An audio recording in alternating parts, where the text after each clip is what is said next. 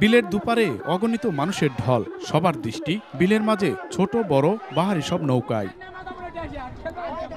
আকাশে মেঘের দৌড়াদৌড়ি আর বিলের পানিতে ছুটে চলা নৌকার উচ্ছলতা। নওগাঁর হাসাইগাড়ি বিলে দুপুর থেকেই প্রতিযোগী আর দর্শনার্থীদের ভিড়ে উৎসব মুখর। আষাঢ়ের শেষ সপ্তাহে গ্রামীণ জনপদে চলছে কিছুটা অবসর সময়, আর সেই অবসর সময়কে মাতিয়ে তুলতে নান্দনিকে নৌকাবাইজ দেখতে ঢল নামে অগণিত মানুষের। বৈঠার ছলাৎ ছলাৎ শব্দ আর টান টান উত্তেজনা দেখে বিমোহিত দর্শনার্থীরা। এই এলাকার একটা বলতে গেলে একটা অনেক পুরনো একটা ঐতিহ্য।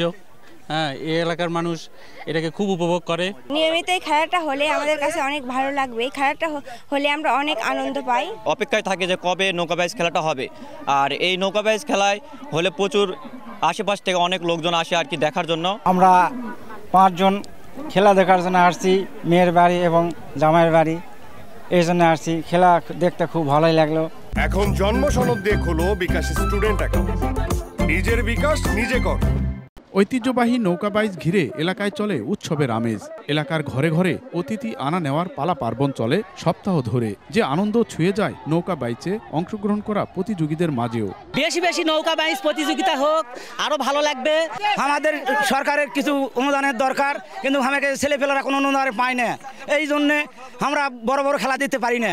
এই জন্য আমরা সরকারের কাছে দাবি কিছু অনুদান চাই। আমরা সুস্থ ধারার খেলাধুলা আরো জনপ্রিয় করে তুলতে আগামীতে এর ধারাবাহিকতা ধরে রাখতে চান আয়োজকরা। এই হাসাইগাড়ি এলাকা একটি বিনোদন এলাকা।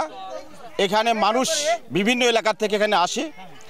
এই এলাকার মানুষ গত বছর যেমন বন্যার পানি ছিল না, এবারে প্রথম বন্যার পানি আসার ফলে এই এলাকায় নৌকা বিনোদন প্রতিযোগিতা অনুষ্ঠিত হয়েছে।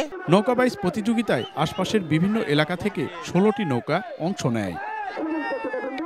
এমআর রকি, সময় সংবাদ, নওগাঁ।